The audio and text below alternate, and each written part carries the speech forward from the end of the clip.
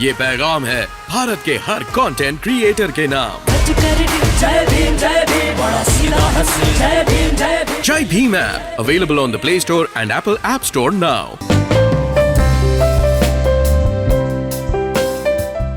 चुनाव के तुरंत बाद इन्होंने डीजल, पेट्रोल, सीएनजी, पीएनजी सब पर दाम बढ़ा दिए।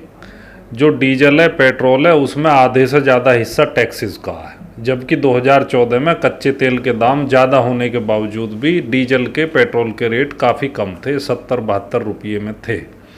तो ये सरकार यूपी इलेक्शन की वजह से रुकी हुई थी, ये दाम और आगे बढ़ाएंगे और इसका जो असर है वो गरीब आदमी पर ज़्यादा है। अभी मसलन मैं आपको बताऊं कि कॉरपोरेट टैक्स का टोटल टैक्स कलेक्शन में हिस्सा 35% हुआ करता था, जो अब घट करके 21% हो गया इस वाले वित्त वर्ष में। तो जो डायरेक्ट टैक्स है, जो कॉरपोरेट टैक्स है, उसकी दर इन्होंने 30 से घटा कर 25% कर दी है, उसका हिस्सा 35 से घट के 21% हो गया। तो ये सरकार टैक्स में अमीरों को राहत पहुंचा रही है और गरीबों की जेब से पैसा निकाल रही है। अभी इन्होंने टोल पे भी पैसे बढ़ाए हैं। तो ये सब चीज़ें जो हो रही हैं नीतिगत स्तर पर, वो गरीबों के खिलाफ हो रही हैं। अभी आपने देखा कि 5000 से ज़्यादा कंपनियों ने दिवालिया कानून के तहत अपने आप को अप्लाई किया दिवालिया घोषित करने के पर्पज से, जिसमें 257 कंपनियों की नीलामी हुई है, जिसमें 8 लाख करोड़ रुपया बैंकों का डूबा है, रिकवरी 2.5 लाख करोड़ रुपये की हुई है।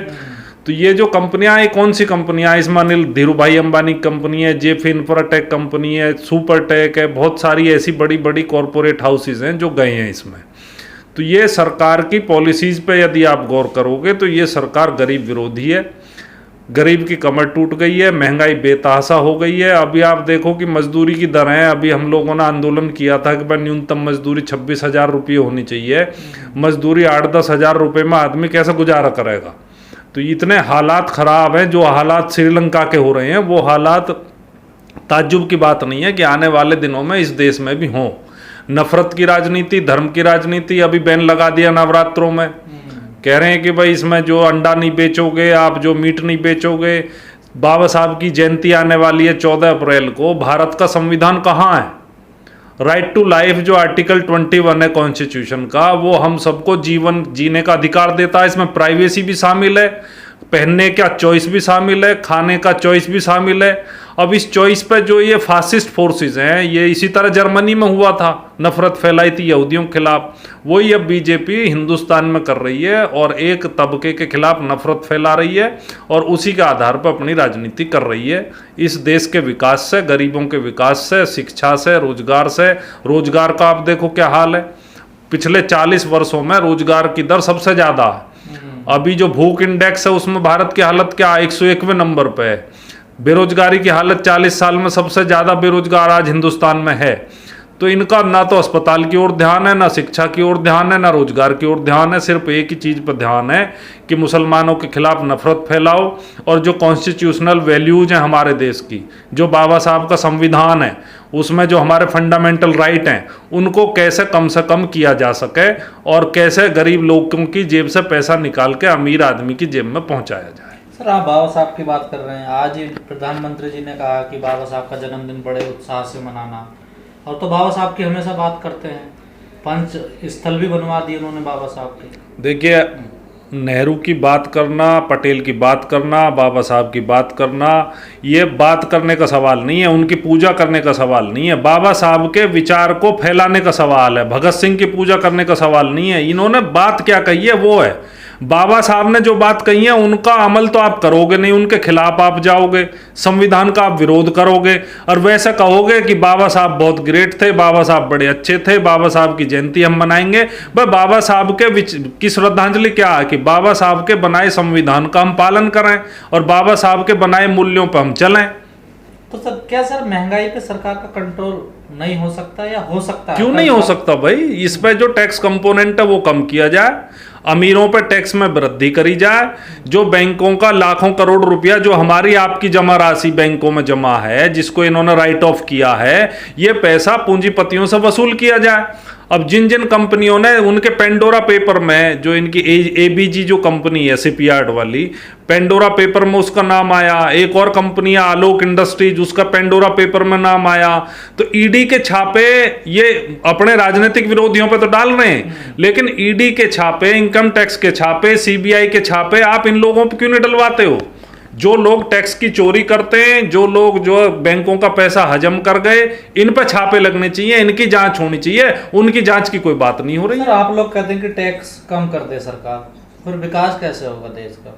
सड़कें कहाँ से बनेंगी, पुल कहाँ से बनेगा, लोगों की सैलरी कहाँ से जाएगी? देखिए, जो भी विकसित देश हैं वहाँ पे टैक्स का बोझ होता है अमीर आदमी के ऊपर। हिंदुस्तान में उल्टा हो रहा है। जो भी देश तरक्की करता उसमें टैक्स का बोझ अमीर की तरफ बढ़ता, गरीब की तरफ कम होता। जो इनडायरेक्ट टैक्स है उसका बोझ हमेशा गरीब आदमी पे होता, और डायरेक्ट टैक्स का बोझ हमेशा अमीर आदमी पे होता। तो इन्होंने उल्टा किया, इन्होंने इनडायरेक्ट टैक्स बढ़ाए हैं और डायरेक्ट टैक्स कम किए हैं। इसका नतीजा ये कि अमीर आदमी पे कॉरपोरेट टैक्स का बोझ कम हो गया और गरीब आदमी पे इनडायरेक्ट टैक्स का बोझ ज्यादा हो गया।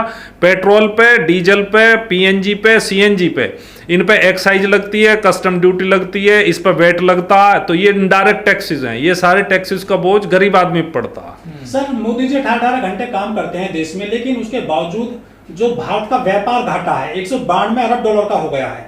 तो वो तो बढ़ना ही है। जब जब देश में टेक्नोलॉजी नहीं होएगी, बाहर से आप आयात करोगे, अपनी अय्यासी की वस्तुओं का आप आयात करोगे, पूरी दुनिया में घूमने फिरने अमीर तबका जाएगा, तो वो तो होना ही है। वो कहते हैं बाबा रामदेव की, अब मैं एक बाबा हूँ और मैं इतना काम करता हूँ, कई घंटे सो नहीं पाता हूँ, मेरी तरह आप काम करिए, बेरोजगारी दूर हो जाएगी, देश तरक्की करेगा। कर तो रहा तरक्की, 8% से ज्यादा बेरोजगारी की दर है। इतनी बेरोजगारी की दर कभी नहीं हुई। भारत में जो जवान लोग हैं उन्हें आज यदि चाइना की तरह काम मिलता तो ये देश कहाँ से कहाँ पहुँचता।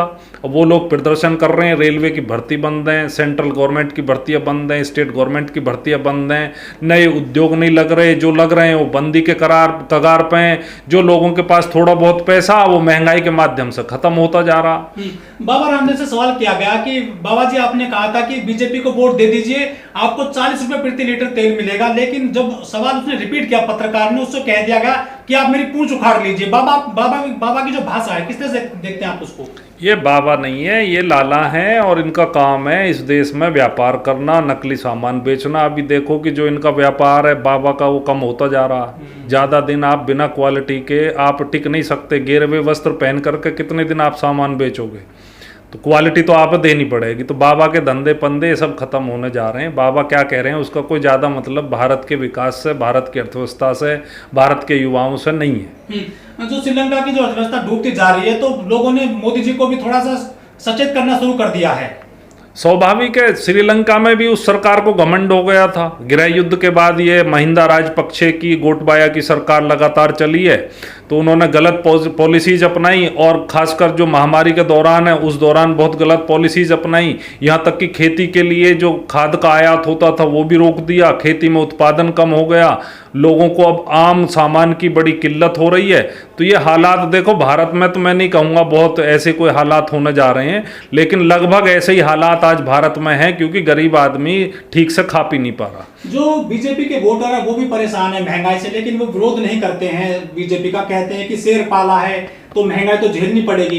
लेकिन सपा और बसपा के जो बहुत लाखों वोटर हैं वो तो गरीब गुरबा हैं, गरीबी से पीड़ित है, वो भी विरोध नहीं कर रही है इस महंगाई का कहीं भी। सपा और बसपा जो यूपी की बड़ी पार्टियां हैं, देखिए पार्टी के लेवल पे जो उनकी लीडरशिप है वो तो बहुत सुस्त है, लेकिन आम लोग त्रस्त हैं और आम लोग सड़कों पे हैं और जगह जगह धरने प्रदर्शन हो रहे हैं। खासकर हमारी जो भारतीय कम्युनिस्ट पार्टी मार्क्सवादी है और जो हमारी लेफ्ट की तमाम पार्टियां हैं वो जनता के राशन के मुद्दे पे, अभी आपकी देश की बहुत बड़ी हड़ताल हुई है वर्कर्स की, जिसमें न्यूनतम मजदूरी की हम लोगों ने मांग करी है। महंगाई के खिलाफ हमारे लगातार प्रदर्शन चल रहे हैं। कांग्रेस भी कहीं कहीं प्रदर्शन कर रही है। तो ऐसा नहीं है, गरीब लोग जो त्रस्त हैं वो इस सरकार के खिलाफ हैं और प्रदर्शन में शामिल हैं। लेकिन सर तमाम नीतियां अगर माना जाए, जैसा आप कह रहे हैं बीजेपी की गलत है, लेकिन मैंडेट तो मिल रहा है ना सर? मैंडेट मिल रहा है लोगों को इस आधार पर कि भाई ये जो है मुसलमान इस देश में आ जाएगा, मुसलमान इस देश को खा जाएगा, मुसलमान इस देश पर कब्जा कर लेगा। ये एक डर जो पैदा किया लोगों में, उस डर के नतीजे पे इन्हें वोट मिल रही है। लेकिन जो हालात अब हुए लोगों के, गरीबी की वजह से, बेरोजगारी की वजह से, स्कूल अस्पताल नहीं होने की वजह से, तो लोगों में वो जागरूकता आ रही है और अब लोग बीजेपी के खिलाफ हो रहे हैं। सर डर 1 साल 2 साल 3 साल चल सकता है ना? 7-7, 8 हाँ, तो लंबा तो नहीं चलेगा ये, जो चलना था चला लिया। अब तो इनका जो ग्राफ नीचे की तरफ जाना, आप देखते रहना। अब जितने भी इलेक्शन होने वाले हैं, पंजाब में आपने देखा, दिल्ली में आपने देखा कि अब जो लोग हैं वो समझ रहे हैं कि भाई परफॉर्म तो करना पड़ेगा, जो सरकार परफॉर्म करेगी वो चलेगी। दिल्ली में देखना, अभी ये 10-20 साल नहीं आने वाले, पंजाब में 10-20 साल नहीं आने वाले। तो इनको बिल्कुल जो पॉपुलिस्ट पॉलिटिक्स है, जो लोगों के हित की राजनीति है, वो इन्हें रिप्लेस करती चली जाएगी। सर, आप लोग पंजाब दिल्ली का एग्जाम्पल देने लग जाते हैं, लेकिन आप यूपी का एग्जाम्पल नहीं देते, बिहार का एग्जाम्पल नहीं देते, जहाँ सबसे बड़ी आबादी है, जहाँ सबसे ज़्यादा सीट हैं। बिहार में तो देखो फिर भी एक सरकार है जो चल रही है नीतीश के नेतृत्व में, उससे पहले लालू के नेतृत्व में थी। हाँ, यूपी के जो हालात हैं, इसमें मायावती जी की सरकार और उससे पहले अखिलेश जी की सरकार, बल्कि उसके बाद की अखिलेश जी की सरकार है। यदि ये लोग भ्रष्टाचार नहीं करते तो ये लोग रहते सत्ता में। इन्होंने भी जो भ्रष्टाचार किया, इसलिए लोग इनसे नाराज हुए। फिर हिंदुत्व की राजनीति आ गई, उस हिंदुत्व की राजनीति की वजह से आज भी बाहर हैं। लेकिन यूपी के हालात भी बदलेंगे पक्के तौर पर, क्योंकि लोग बहुत ज़्यादा परेशान हैं। लेकिन सर, कम्युनिस्टों का भी जनाधार कम ही होता जा रहा है। कम्युनिस्टों का तो एक विचारधारा है, और कम्युनिस्ट गरीब आदमी की विचारधारा है। जब तक गरीबी रहेगी, भुखमरी रहेगी, परेशानी रहेगी, तब तक कम्युनिस्ट विचारधारा दुनिया में अस्तित्व में रहेगी। जहाँ भी कम्युनिस्ट हैं, केरला में कम्युनिस्ट हैं, तो केरला का एजुकेशन देखो, आप हेल्थ देखो, वहाँ का एम्प्लॉयमेंट देखो, वहाँ की हर चीज़ आपको पूरे देश से बेहतर मिलेगी। लेकिन कम्युनिस्ट कहते हैं कि हम गरीबों की विचारधारा, मजदूरों की बात करते हैं, पर उनके लीडर तो सब अमीर होते हैं ना सर। नहीं, हमारी पार्टी का कोई आदमी आज तक, आप देखो कि बंगाल में इतने दिन हमारी सरकार चली, केरला में इतने दिन हमारी सरकार अभी भी चल रही है, एक भी व्यक्ति पे ना तो ईडी के छापे हैं, ना सीबीआई के छापे हैं, ना किसी के खिलाफ चार्जशीट है, ना कोई आज तक जेल गया। बंगाल की बर्बादी का तो श्रेय आपको ही दिया जाता है। बंगाल में हमने सबसे बढ़िया हिंदुस्तान के लैंड रिफॉर्म किए हैं, उससे अच्छा जमीन का बंटवारा कहीं नहीं हुआ। दलितों के हाथ में अकेला बंगाल प्रदेश ऐसा, बंगाल, केरला और अपवाद के तौर पर कश्मीर। सिंगूर में क्या हुआ सर? सिंगूर तो लैंड एक्विजिशन का इशू था, उसे हाईलाइट किया गया, उसका जमीन के बंटवारे से लेना देना नहीं है। उसमें हमारी पार्टी की कोशिश थी कि इसका औद्योगिकरण हो, लेकिन उसे दूसरा रूप दे दिया गया। वो पहला ऐसा प्रोजेक्ट था जिसमें जितने भी प्रभावित किसान थे उनको पक्के रोजगार टाटा की कंपनी में दिए गए थे।